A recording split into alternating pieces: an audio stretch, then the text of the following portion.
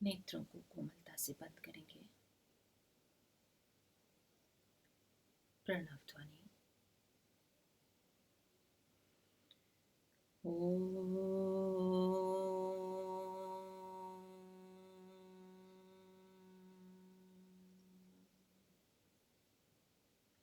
सर्वप्रथम परम पिता परमेश्वर को प्रणाम, माता पिता को प्रणाम, गुरुओं को, आचार्यों को प्रणाम, आप सभी के माता पिता को प्रणाम, आप सभी के गुरुओं को, आचार्यों को प्रणाम, आप सभी को मेरा प्रणाम। ओम नमस्ते जी।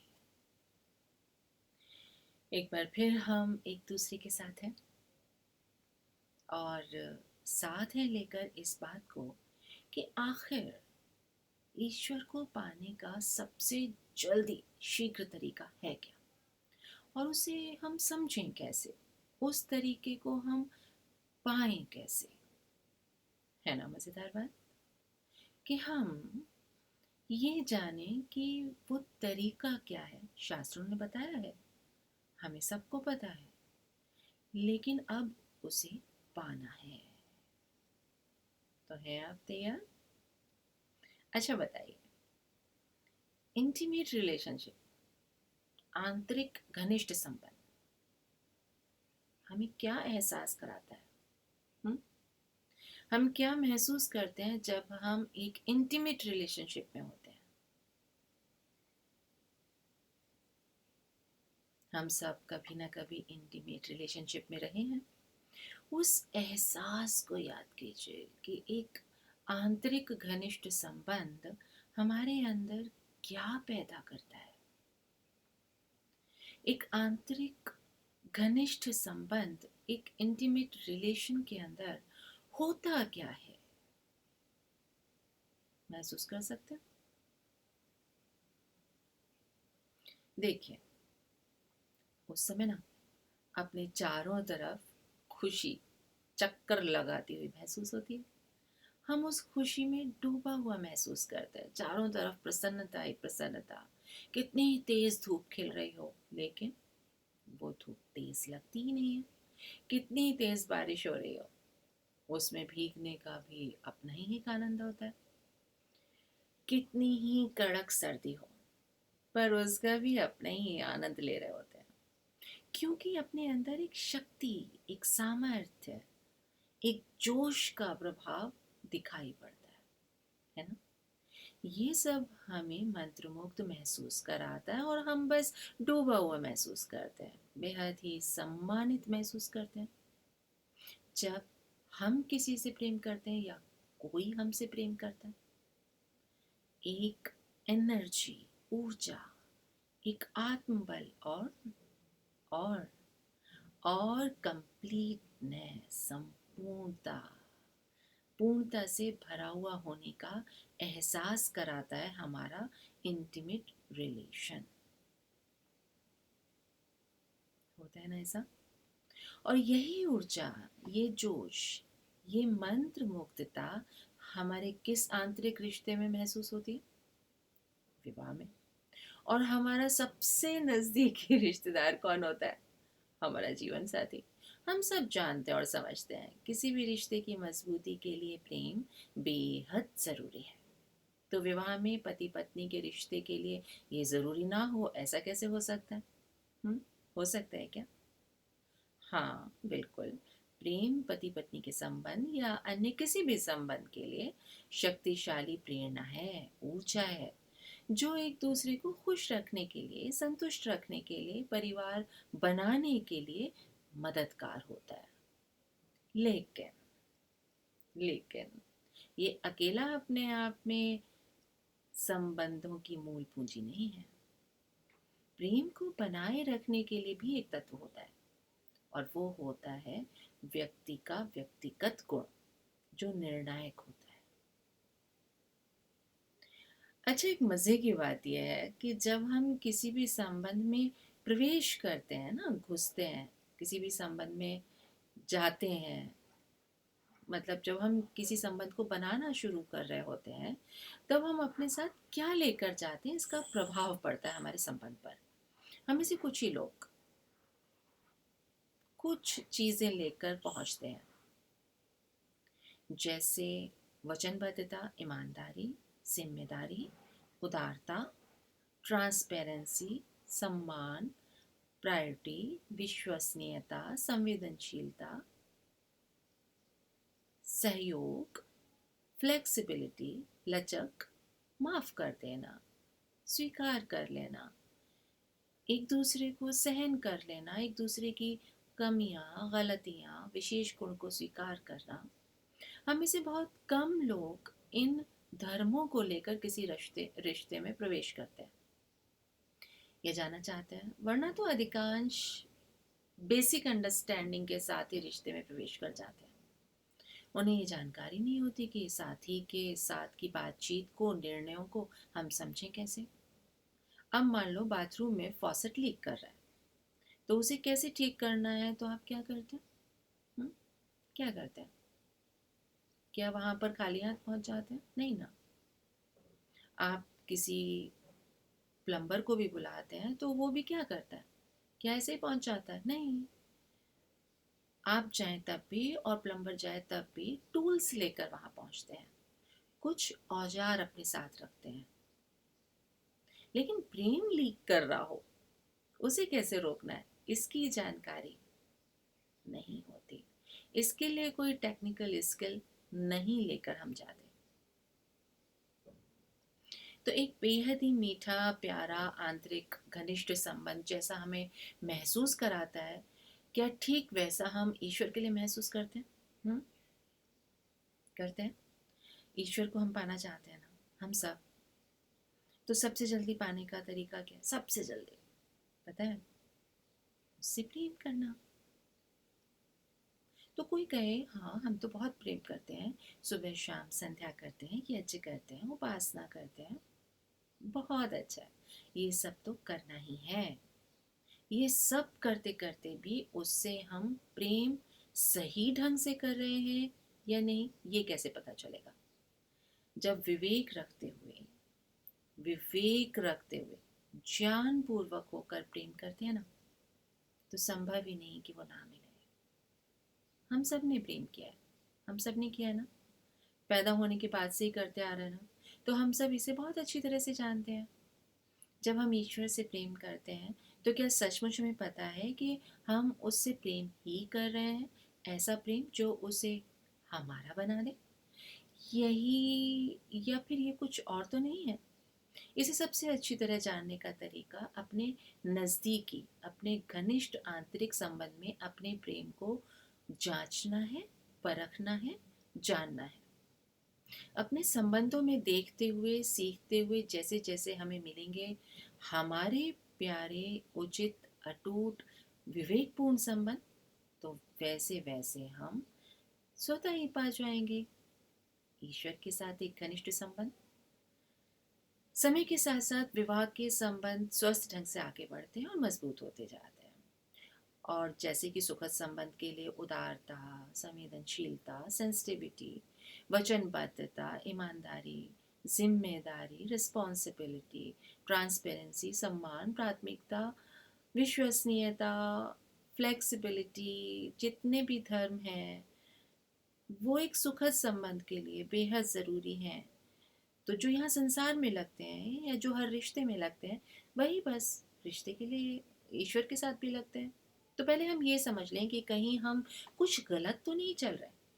आखिर प्रेम वो है भी जिसे हम आज तक प्रेम कहते और समझते आए हैं।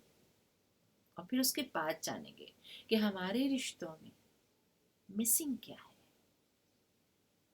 ऐसा मानते हैं कि जीवन में अनुशासन इंसान के आध्यात्मिक विकास का रास्ता है। लेकिन इस अनुशासन की प्रेरणा या ऊर्जा हमें मिलती कहाँ से है? ऐसी क्या चीज़ है जिसके कारण हम अनुशासित जीवन जीते हैं? प्यार। ये ताकत प्यार ही है। प्यार का दायरा इतना विशाल, इतना गहरा है कि उसे शब्दों की सीमा में बांध पाना, समझ पाना बेहद बेहद मुश्किल काम है। ये एहसास ही बेहद मूल्यवान है। प्रेम को कई श्रेणियों में बांटा गया। काम, वासना, लालसा, निष्काम, आदर्श प्रेम, दोषपूर्ण प्रेम वगैरह वगैरह। प्रेम की कोई एक परिभाषा हो और सटीक हो ऐसा तो कहा नहीं जा सकता, लेकिन फिर भी एक ऐसा व्यवहार, प्रेम एक ऐसा व्यवहार जिससे आत्मिक और आध्यात्मिक उन्नति हो, स्वयं या दूसरे के आध्यात्मिक विकास को सुरक्षित करना और खुद को दान दे देने की, समर्पित कर देने की इच्छा शक्ति, विवेकपूर्ण समर्पण, अविवेकपूर्ण समर्पण नहीं। हाँ, बस यही प्रेम है।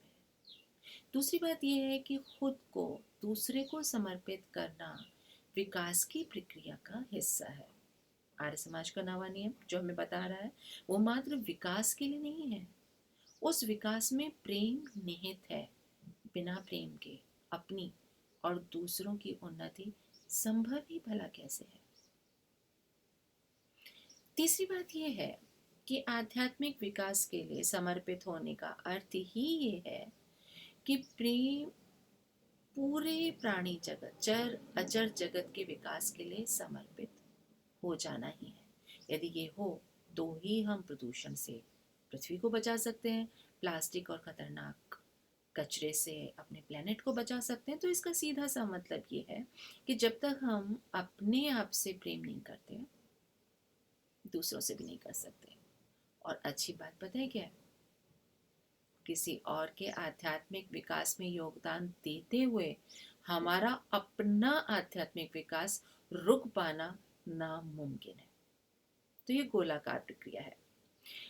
हम तब तक किसी और के लिए शक्ति का स्रोत नहीं हो सकते जब तक हम अपनी ताकत को विकसित ना कर लें, है ना।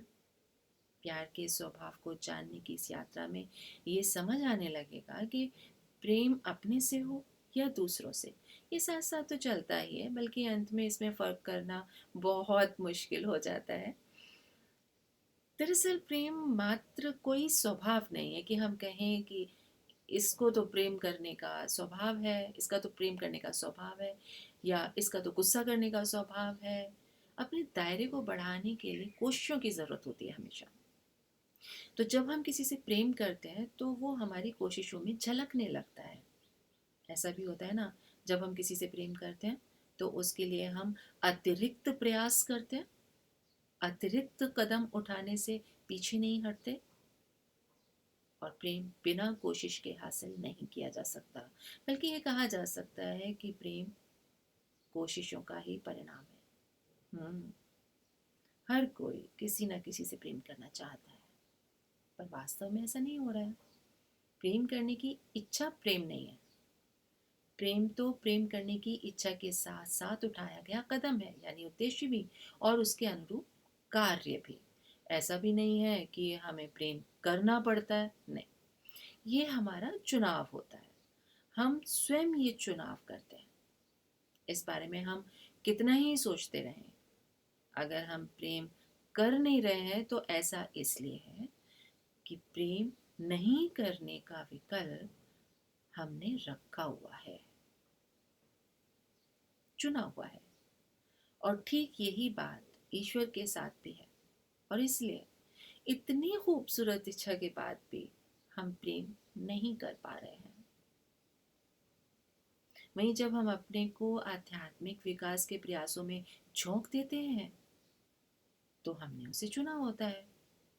हम में से अधिकांश प्रेम को लेकर कुछ या पूरी तरह से अनअवेयर, अनजानी होते हैं। ये इतना रहस्यमय है कि इसके साथ कई भ्रांतियां जुड़ गई हैं। भले ही हम रहस्य पर से पूरा पर्दा ना उठा सकें, लेकिन ये उम्मीद तो मुझे है कि कुछ भ्रांतियों को दूर करने में तो कामयाब हो ही जाएंगे। ये भ्रांतियां ही आम व्यक्ति को प्यार का मतलब समझाने में और समझने में परेशान करती हैं, और कई तो बेवजह ही है। हम आमतौर पर प्रेम के तौर तरीकों को लेकर भी बेहद भ्रमित रहते हैं। जैसे जैसे एक युवक बेहद शर्मीला था, उसे लोगों के सामने बोलने का फोबिया था। उसके साथ बातचीत से पता चला कि उसकी माँ उससे बेहद प्यार करती है, इतना प्यार करती है कि माँ ने बच्चे को कभी अकेला छोड़ा ही नहीं। अकेले स्कूल ही नहीं जाने दिया। स्कूल बस से भी स्कूल नहीं जाने देती थी। उसे डर था कि बच्चे को कहीं चोट न लग जाए, इसलिए वो हर रोज स्कूल ले जाने के लिए, लाने के लिए खुद आती जाती थी। बच्चे को स्कूल अपने मित्रों के साथ जाने के लिए गिड़गिड़ाना पड़ता था, लेकिन वो ये मानता था कि माँ वाकई मुझसे प्यार करती है। इस युवक के शर्मीलेपन के इलाज के दौरान ये बताना जरूरी था कि माँ उसके लिए जो करती है उसका कारण प्यार के अलावा कुछ और भी हो सकता है। आपको लगता है ऐसा हो सकता है, प्यार के अलावा कुछ और कारण? कई बार जो बात हमें प्रेम लगती है, जो प्रेम जैसी दिखती है, वो दरअसल प्रेम नहीं होती। ये समझना बेहद आवश्यक है कि क्या प्रेम के कारण किया जाता है और क्या प्रेम के कारण नहीं किया जाता। और दोनों को साफ साफ पहचानने योग्य बात है ये जानना कि प्रेम करने वाले और प्रेम पाने वाले के दिमाग में ऐसा करने का उद्देश्य क्या है, प्रत्यक्ष या अप्रत्यक्ष। संभवतः माँ प्रेम के कारण नहीं बल्कि अपने भय के कारण, अपने संस्कार के कारण, स्वयं को असुरक्षित महसूस करने के कारण उस युवक को अकेले ना छोड़ पाती हो। तो फिर जानिए, आखिर प्रेम क्या नहीं है? कहीं ऐसा तो नहीं हम ईश्वर के साथ जो करते आ रहे हैं वो कुछ और ही निकले? तो ठीक ठीक जानने के लिए हमें अपने संबंधों में उस प्रेम को ठीक ठीक जानना होगा। और कहीं अगर कुछ मिस है तो उसका समाधान भी यहीं रहकर करना होगा। तभी हम उस बड़े उद्देश्य को पा सकेंगे। प्रेम को लेकर जितनी भी गलतफहमियां हैं उनमें से सबसे ज्यादा प्रचलित है किसी के प्रेम में पड़ना, फॉल इन लव। किसी के प्रेम में पड़ने को ही प्रेम है, या कम से कम किसी के प्रेम में पड़ने को प्रेम का एक लक्षण तो माना ही जाता है। ये एक घातक भ्रम है। क्यों? क्योंकि केवल प्रेम में पड़ना, आई एम इन लव, इस अनुभव को ही प्यार समझ लिया जाता है। जब कोई प्यार में होता है या पड़ता है तो उसे लगता है मैं उसे प्रेम करता हूँ। अच्छा देखिए, हम सब अपने बच्चों से बेहद प्यार करते हैं ना? कितना भी प्यार करते हो, हम उनके प्यार में उतनी गहराई से पड़ते नहीं हैं। हम दोस्त से प्यार करते हुए भी डूबते नहीं हैं। प्यार में पड़ने की या कहें कि होने की दो समस्याएं हैं। एक इसमें आकर्षण से जुड़ा उत्तेजक अनुभव होता है, और दूसरी समस्या कहें तो वो ये कि प्रेम में होना अस्थायी, अनस्टेबल। हम किसी के भी प्यार में पड़े हों, हमारे भले ही उसके साथ संबंध लंबे समय तक चले हों, हम उसके प्यार से आज नहीं तो कल बाहर आ ही जाएंगे, आ ही जाते हैं। कहने का मतलब ये नहीं है कि प्रेम समाप्त हो जाता है। कहने का अर्थ ये है कि उसके लिए जैसे पहले उत्तेजना थी, पहले जैसी उत्तेजना, पहले जैसा जुनून, वो समय बीतने के साथ साथ समाप्त होता जाता है, कम पड़ता जाता है, धीमा पड़ता जाता है। अब मुख्य प्रश्न ये है कि हम प्रेम में पड़ते ही क्यों हैं? Why? Why I'm in love? I'm in love वाली फीलिंग का जन्म होता ही क्यों है? और दूसरा प्रश्न ये है कि फिर इसका अंत हो कैसे जाता है? फिर ये समाप्त क्यों हो जाता है? प्रश्न सुनने में छोटा सा लग सकता है, लेकिन ये पूरा एक प्रोसेस है। इसकी पूरी एक प्रक्रिया है जो अचानक उसी दिन या उसी क्षण प्रारंभ नहीं होती जब हम किसी के प्यार में होना अनुभव करते हैं या उसके प्रेम से निकलना अनुभव करते हैं। मानव स्वभाव को समझने के साथ साथ इस प्रक्रिया को समझा जा सकता है। हाँ, ये हमारे समाज का सबसे बड़ा रहस्य है कि कैसे प्रेम हमें उड़ान की ऊंचाई पर ले जाता है और फिर नीचे खींच लाता है, और फिर पीछे रह जाता है फ्रस्ट्रेशन, निराशा, अपमान, द्वेष, नाराजगी, उदासी। कुछ टूटे दिल, कुछ दर्द प्रभावशाली तरीके से हमारे व्यवहार को बदल डालते हैं। जब ये आंतरिक संबंध बिगड़ने लगते हैं तो हम पीड़ा से भर जाते हैं, ट्रोमेटाइज फील करते हैं, पर बर्बाद हुआ महसूस करते हैं। आखिर हमने इतना समय उस रिश्ते को दिया होता है जो अब बिगड़ रहा होता है। एक युगल जिसने एक साथ अपने जीवन का सफर आनंद से उत्साह से जीना तय किया था, कैसे उसमें कैसे नीरसता, उपेक्षा, बेपरवाही आ जाती है।